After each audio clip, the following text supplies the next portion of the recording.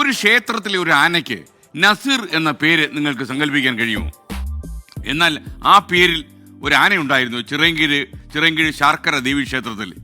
ചിറയൻകീഴുകാരനായ ഒരു മഹാനടനെ നമ്മൾ മറന്നിട്ടില്ല, പ്രേം നസീർ. അദ്ദേഹമാണ് ഈ ആനയെ ക്ഷേത്രത്തിന് സംഭാവന ചെയ്തത്.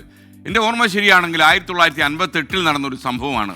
ഒരു ആനയെ വാങ്ങാൻ വേണ്ടി ചിറയൻകീഴിലെ ശാർക്കര ദേവീക്ഷേത്രത്തിലെ ഭാരവാഹികൾ നസീറിനെ സമീപിച്ചു. യഥാർത്ഥത്തിലെ ഭാരവാഹികൾ ഒരു ആന എന്തായാലും വാങ്ങണം, അവർ ധനസമാഹരണം തുടങ്ങി. ഈ യജ്ഞം, അതായത് പൈസ ഉണ്ടാക്കാനുള്ള ഈ യജ്ഞം ഉദ്ഘാടനം ചെയ്യാൻ അവർ സമീപിച്ചത് ചിറയൻകീഴുകാരുടെ ആവേശമായ പ്രേം നസീറിനെയാണ്. പ്രേം നസീർ കത്തി നിൽക്കുന്ന സമയമാണ്. അദ്ദേഹം ക്ഷേത്ര ഭാരവാഹികളുടെ ആഗ്രഹവും പദ്ധതിയും ഒക്കെ വളരെ ശ്രദ്ധയോടെ കേട്ടു. ഒടുവിൽ അദ്ദേഹം പറഞ്ഞു, ഈ ആനയെ വാങ്ങാൻ ആവശ്യമുള്ള മുഴുവൻ പൈസ ഞാൻ തന്നേക്കാം എന്ന് പറഞ്ഞു. അവരൊന്നും ഞെട്ടിപ്പോയി. പ്രേം നസീറിന്റെ വാഗ്ദാനം കേട്ട് പിരിവ് അവർ നിർത്തി. അവസാനം എല്ലാവരെയും അത്ഭുതപ്പെടുത്തി പ്രേം നസീർ ആനയെ വാങ്ങി ശാർക്കര ദേവീക്ഷേത്രത്തിന് സമ്മാനിച്ചു.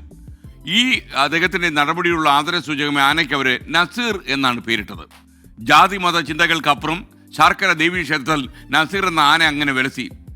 അതായത് ഈ എല്ലാ മതചിന്തകൾക്കും വലിയ മനുഷ്യരുടെ സാഹോദര്യത്തിൽ വിശ്വസിച്ച ഒരു മഹാ നടനും ജെന്റിൽമാനുമായിരുന്നു പ്രേം നസീർ. നിർമ്മാതാക്കളുടെ ഉറ്റ തോഴൻ.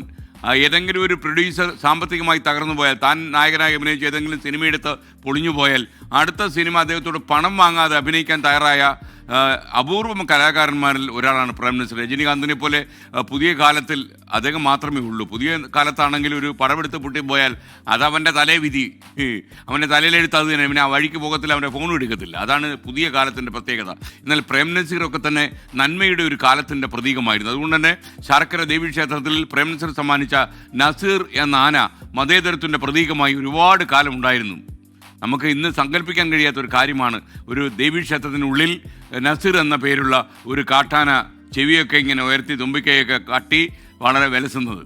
ഈ ആസുരകാലത്ത് വർഗീയത വോട്ടാക്കി മാറ്റാൻ ശ്രമിക്കുന്ന ആളുകൾക്ക് മുന്നിൽ ഉയർത്തിക്കെട്ടിയ ഒരു പന്തമാണ് നസീർ എന്ന ആന.